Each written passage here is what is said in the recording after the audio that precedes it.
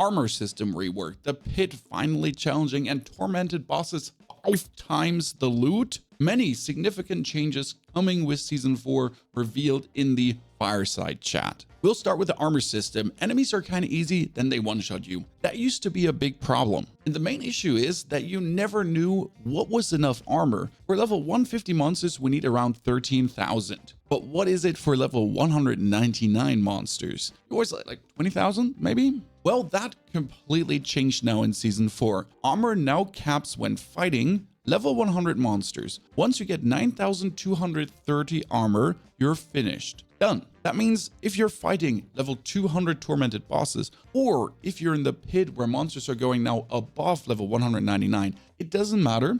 With 9,230 armor, you have the 85% resistance cap. And that's simply fantastic because you don't have to temper total armor percentage anymore or have to have armor rolls on your gear. This dude is right now having 12,233 armor as my Season 2 char. And I even had Disobedience on for even more armor. That can go away. The total armor percentage roll can go away. And another total armor percentage roll, which then will be replaced through damage, intelligence, any interesting temperings. Beautiful, more variety, more fun. And on the topic of survivability, Fortify has now a 15% damage reduction. Yes, as a Necromancer, 100% brilliant. And I do believe there is a neutral Fortify tempering to give everyone the chance to fortify. Tormented Bosses, they are not as expensive anymore. Let's pause here. This is 6 shackles and 2 dolts. That is a triple of materials instead of 5 times what it used to be before. Now the kicker is, it's still 5 times the loot. For Gregoire the Galvanic Saint, that means 15 living steel, and that's really easy to get. That's just 3 living steel chests. But then you get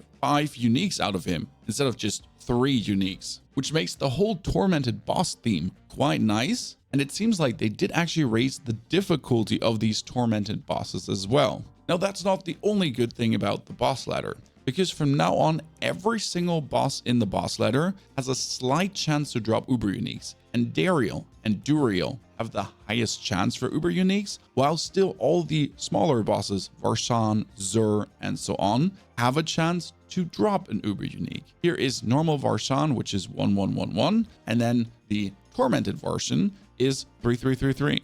That's actually achievable, especially since everything can now drop boss materials. So normal elites, normal chest, mystery chest, bosses in nightmare dungeons, everything has the chance to drop boss materials now for you. For the pit, they did not talk about the new scaling, but we know that it's supposedly going to get harder. After tier 100, it's not 199 opponents locked. No, they're progressively still getting more strong. By the way, this is a Necromancer with minions on level 75, and he's absolutely slaying through level 100 minions. That's brilliant. The pit and nightmare dungeons now do drop obols. This sounds a bit, what?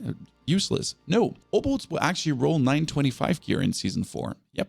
I think if you're level 100, they said 925 gear will be gambleable. That means if the pit and nightmare dungeons drop obols now, that's brilliant because you can finally just roll for the endgame item you're looking for. And not only that, obols can have items with greater affixes. Do you see the tiny sun here? This symbol. This is now how greater affix items are being shown on the ground. But the obol gambling that you get from these events can have the same effect. So you can get the best of the best endgame items from randomly gambling. And the obol cap is now 2,500 instead of 1,000. Brilliant. Don't have to run all the time back. And not only are the greater affix items shown with the sun on the ground, no, they're also now shown with the sun in the inventory. So we pick it up and then boop, that is a greater affix item that you straight up notice this is a greater affix item, and you don't have to sift through every single piece of gear anymore. Especially good when you're obol gambling and you buy 20 weapons, and instead of having to hover over every single one single-handedly, you know straight up which one has a greater affix or not. Now, this is all good and dandy, Andy, but what about tempering and masterworking? And there's 2 good things in tempering and masterworking. First, the veiled crystal cost. That one is generally going down, especially for imprinting gear. So if you put an aspect on an item that's only a cost of 16 instead of 75 that was on the test server, and generally tempering and masterworking has a low veiled crystal cost as well.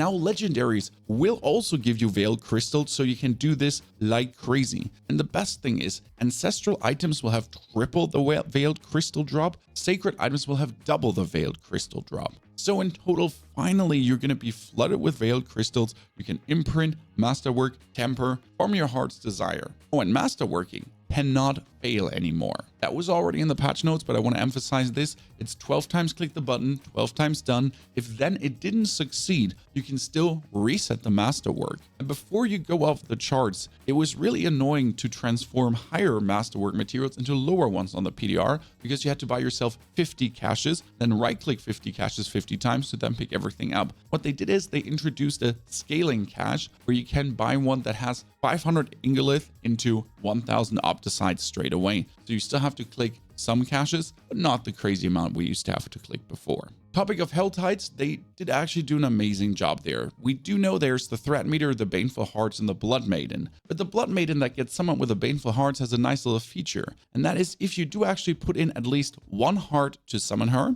you do get bonus loot. So if someone comes in to swoop your maiden to help you, he does get loot too, but not the amount you do get because you contributed to the summoning. It doesn't matter though if you put 1 or 3 hearts in. With 1 heart, you already get more loot. So if you do actually have 2 friends or 2 people running around in the Helltide with you, it's opportune to let everyone put in a heart for more loot. In general, the Blood Maiden drops boss materials, Lord Zero mats, Forgotten Souls, legendaries, everything, while the Baneful Heart drop rate all throughout the Helltide was increased, and the Cinder drop rate is vastly increased too because it felt like a slugfest before. On top of that, there's the Mind Cages. The Mind Cages are an item that increase the level of monsters in the Helltide by 10 levels, and they increase the Cinder drop rate even more. And that Mind Cache lasts for 60 minutes. They do drop from the Blood Maiden, from actually summoning her with Baneful Hearts and killing her, but they also do come from the Iron Wolf reward menu. Since you do have the Iron Wolves now in the Helltide, they're going to be running around. They're permanent installation into the Helltide as far as I understood, and they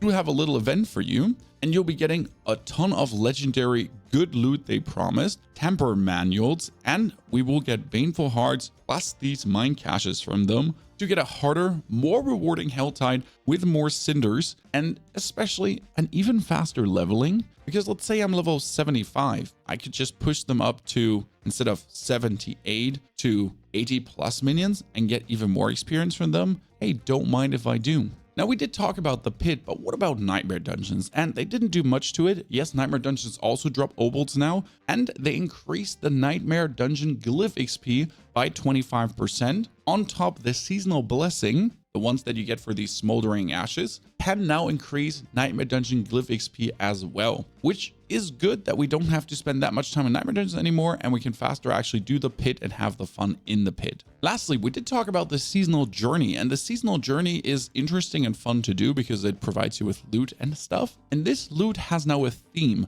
For every class, there will be gear dropping that is meant for a specific build, like a starter set, Minion Army for the Necro, Incinerate for the Sorc, Pulverize for the Druid, Dust Devil for the Barb. So if you do really want to play that, the Seasonal Journey is going to feed you exactly the loot that you need. But don't worry, you can also just destroy that loot and take the aspects on that loot to essentially be able to put on whatever you want. That's the good thing, right? We get the Codex of Power upgrade and we can just feed it all the aspects anyways. We don't have to actually care about the Seasonal Journey they do give us. Still though, if you do want to try out that build, there's a set of perfect gear for it. And afterwards, we straight up got the patch notes with some of the class balances. It's not as much as you would think. Everything that is class balance is actually marked in red here after the PTR, because we did get the PTR patch notes before, and this is essentially what changed from then to here. And the biggest change was probably to Razorblade, has been updated to function within the new Masterworking system, now has 4 Thorns affixes instead of no affixes, and new unique power, Thorns have a 10% chance to deal 150 increased damage. Razorblade is the Thorn chest that no one ever played.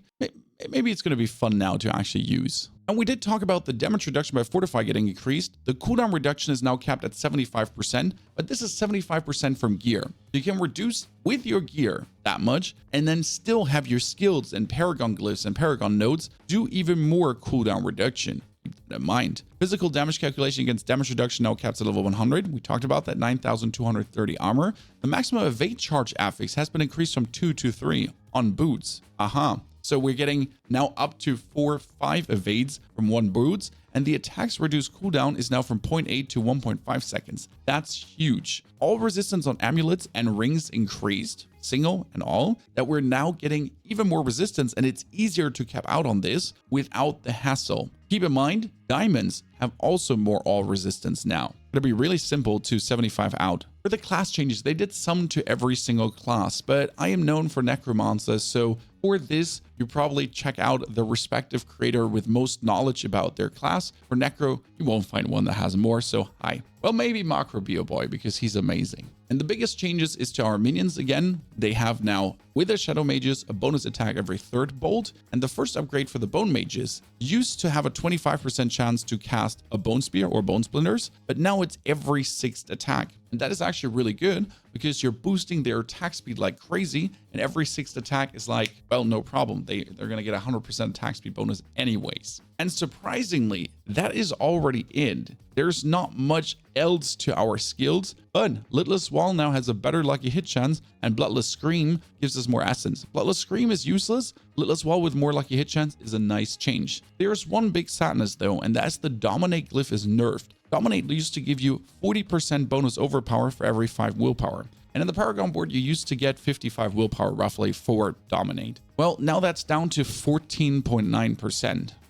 That's not even half. That's almost a third of what we had before. That is insanely low and kind of makes Overpower not viable anymore. It's going to cut into your damage like crazy. Even Overpower with minions is going to be sad. All in all, I have to say I am quite happy with what the guys have done with Season 4 and with the bonus changes they did after the PDR. They did actually listen to us, and we've seen some new excited faces presenting us stuff. I think the team is moving in a good direction, so I'm looking positive forward in the future. What do you think? How are you feeling about Season 4? Yes, no mechanic is still sad. We still do get the bonus loot and all the changes, plus the pit might be finally challenging and the Tormented Bosses are something to beat. I'm excited. I have at least 10 different Necromancer builds that I will want to try out despite the blood nerfs, so you'll see a lot coming in that direction. And if you want to see the live react to the Campfire chat, we got that there, or the future Necromancer builds that are going to shape the season, enjoy.